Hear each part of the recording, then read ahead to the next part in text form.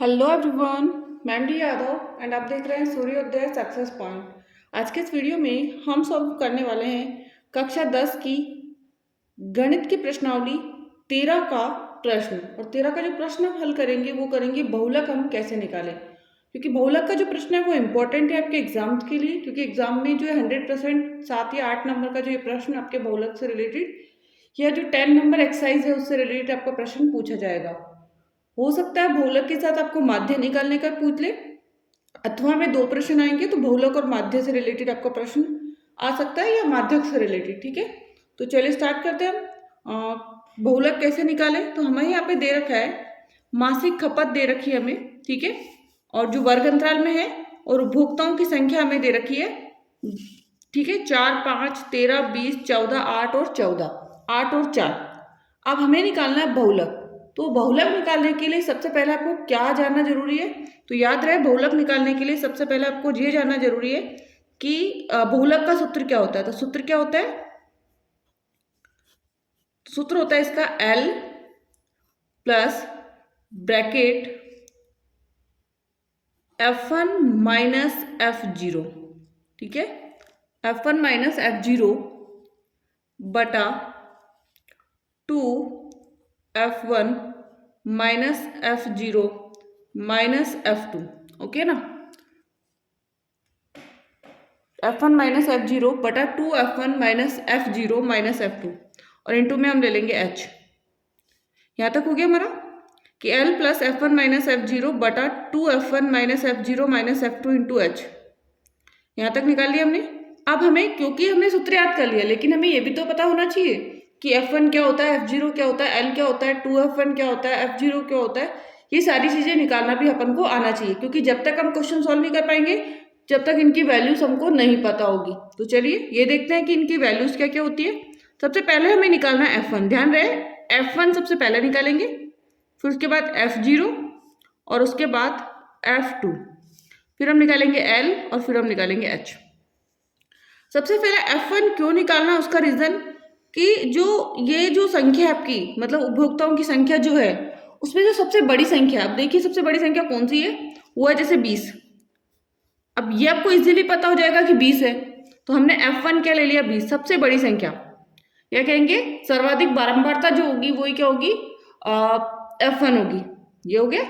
अब इससे ठीक पहले वाली संख्या जो होगी ना, पहले क्या है 13, तो वो F0 हो जाएगा, और बाद में क्या है इसके 14, तो वो क्या हो जाएगा F2। सबसे बड़ी तो क्या हो गई, F1 हो गई, उससे छोटी जो है वो F0 हो गई, और उससे बाद वाली जो हो गई वो क्या हो गई, F2 हो गई। अब दो संख्या बची हमारे पास, L क्या है और H क्या है।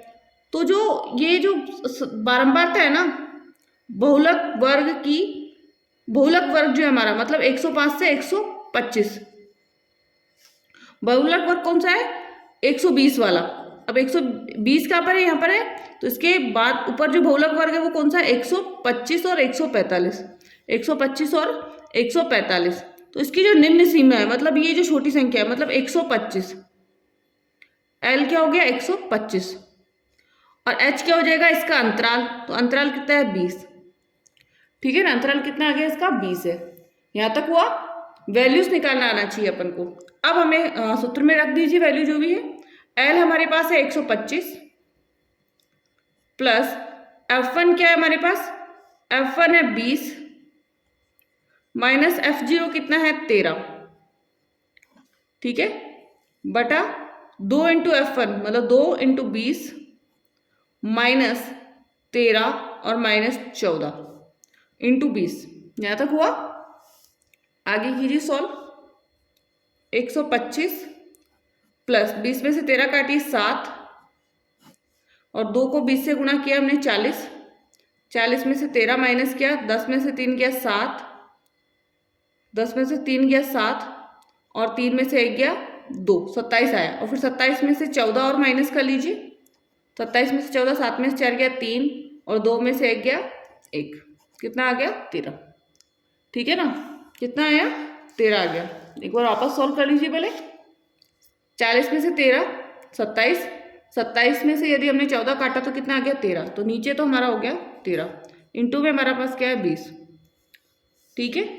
तो 125 हो गया, 125 प्लस 2 को 7 से इंटू किया 2 7 14 मतलब 140 बटा 13। 125 ऐसा कैसा, ये तो रफ काम है जो आपको रफ पेपर पे करना है पीछे एग्जाम में यदि आप कर रहे हो तो 13 में 140 का 140 में 13 का भाग दीजिए, 13 एकम 13, ठीक है। बचेगा फिर 1, लेकिन क्योंकि इस 10 में 13 का भाग नहीं जाएगा तो हम 0 लगाएंगे और पॉइंट लगेगा, 100 आ जाएगा, 13 7 91, बचेगा कितना 9 और 13 के 78, 13 एकम 13, 13 दूनी 26, 13 तीन 40, 13 चौक 52, 13 पंजे 65, 13 के 78, तो 6 आ जाएगा, ठीक है ना। यहाँ तक हो गया हमारा। अब क्या करना है, हमें इसको प्लस कर लेना है। क्या कर लेना है, प्लस कर लेना है कि इसका आंसर क्या आएगा। तो उसमें प्लस कीजिए, 135 में 10 प्लस किया 125 में 10 प्लस किया 135.76, क्या आंसर हमारा 135.76, ठीक है। तो ये हमारा कंप्लीट हो गया बहुलक निकालना। इस क्वेश्चन का तो आंसर हमारा क्या आया 135.76, ठीक है ना। लेकिन क्योंकि एग्जाम में जरूरी नहीं है कि आपका यही क्वेश्चन आए, अलग अलग क्वेश्चन दूसरा क्वेश्चन भी पूछ सकते हैं, हो सकता है वो क्वेश्चन आ जाए जो आपकी बुक में भी नहीं हो। तो इसीलिए आपको ध्यान क्या रखना है, सूत्र आपको ध्यान रखना है कि बहुलक निकालने का सूत्र कैसा होता है और वैल्यू निकालना आपको आना चाहिए, ठीक है। इंपॉर्टेंट यही है आपका, क्योंकि जरूरी नहीं है कि आपकी बुक में से एग्जाम में क्वेश्चन आए, हो सकता है आपके एग्जाम में बुक वाला क्वेश्चन ही नहीं आए, अलग से कोई क्वेश्चन डाल दे, क्योंकि बोर्ड एग्जाम के अंदर अधिकतर ये होता है कि बुक्स में से जो क्वेश्चन होते हैं वो बहुत कम आते हैं, अदर क्वेश्चन जो है वो आते हैं, ठीक है ना। तो ये तो हमारा हो गया क्वेश्चन सॉल्व करना। यदि आपको समझ में आ गया तो प्लीज़ इस वीडियो को लाइक कीजिए, शेयर कीजिए एंड साथ ही चैनल को सब्सक्राइब करें एंड बेल आइकन को प्रेस कर दें। Thank you so much.